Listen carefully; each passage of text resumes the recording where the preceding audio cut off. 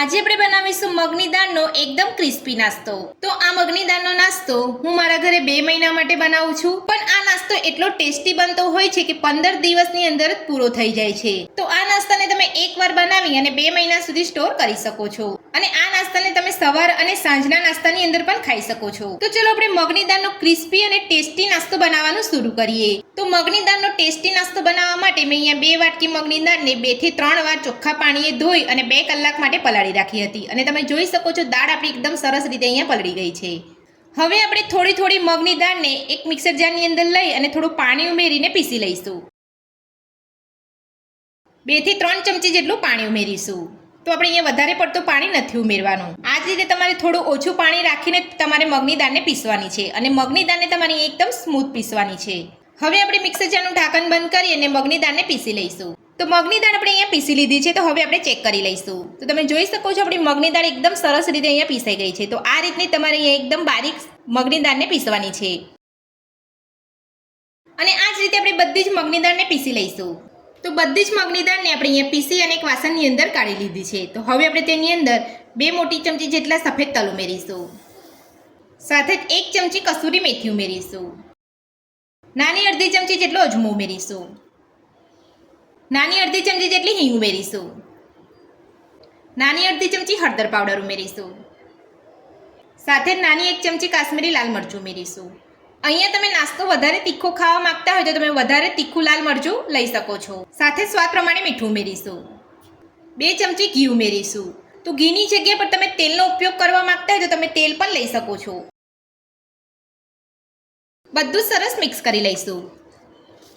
તો મેં અહીંયા કસૂરી મેથીનો ઉપયોગ કર્યો છે। જો તમે લીલી મેથીનો ઉપયોગ કરવા માંગતા હોય તો તમે લીલી મેથી પણ લઈ શકો છો।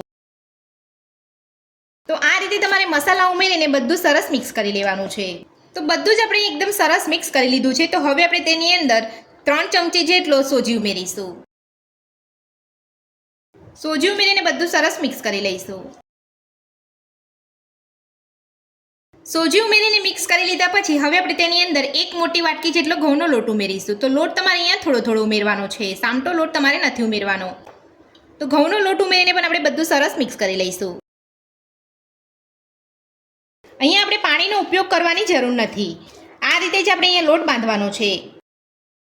તો હવે આપણે બાકીનો બીજો લોટ ઉમેરીશું અને બધું સરસ મિક્સ કરી લઈશું। અને બધું સરસ મિક્સ કરતા જઈ અને નાસ્તાનો મીડિયમ કડક લોટ બાંધી લઈશું।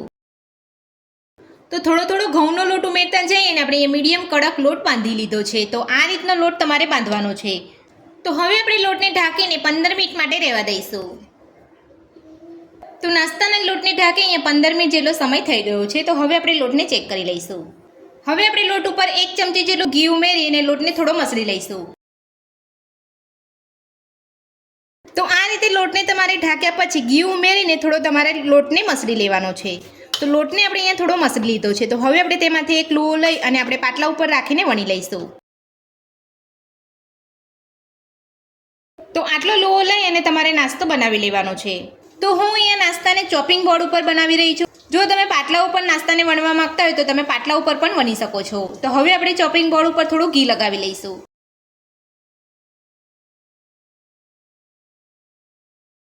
અને વેલણ ઉપર પણ થોડું ઘી લગાવી લઈશું, અને લુવામાંથી આપણે પતલી રોટલી વણી લઈશું।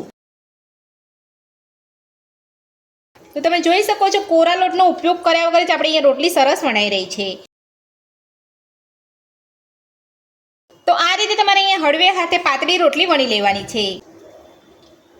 તો તમે જોઈ શકો છો આપણી રોટલી એકદમ આસાનીથી અહીંયા પાટલા ઉપરથી નીકળી રહી છે।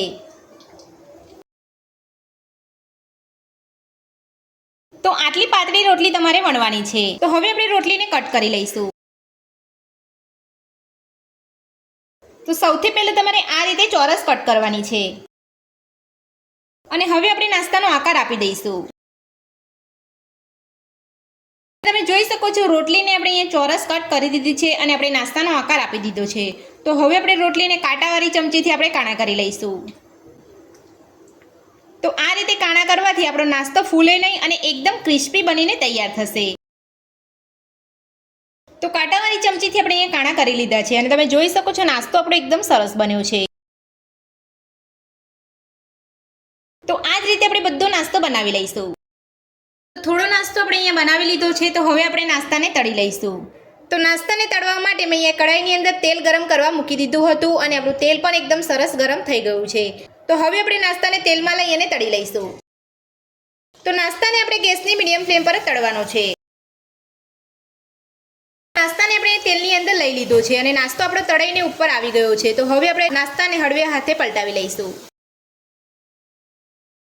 તો નાસ્તો આપણો તળાઈને ઉપર આવે એટલે નાસ્તાને પલટાવી લેવાનો છે અને ગેસની મીડિયમ ફ્લેમ પર જ આપણે નાસ્તાને તળવાનો છે.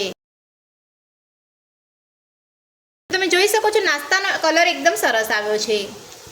તો આ જ રીતે બંને બાજુ પલટાવતા જઈ અને નાસ્તાને આપણે તળી લેવાનો છે. તો બંને બાજુ પલટાવતા જઈ અને આપણે નાસ્તાને તળી લીધો છે અને તમે જોઈ શકો છો નાસ્તાનો કલર એકદમ સરસ આવ્યો છે. બધા જ નાસ્તાને આપણે તેલમાંથી કાઢી લઈશું અને આ જ રીતે બધો જ નાસ્તો તળી લઈશું. તો નાસ્તો આપણો બનીને તૈયાર છે અને આપણે એક પ્લેટની અંદર સર્વ પણ કરી લીધો છે અને તમે જોઈ શકો છો આપણો નાસ્તો એકદમ ક્રિસ્પી બન્યો છે.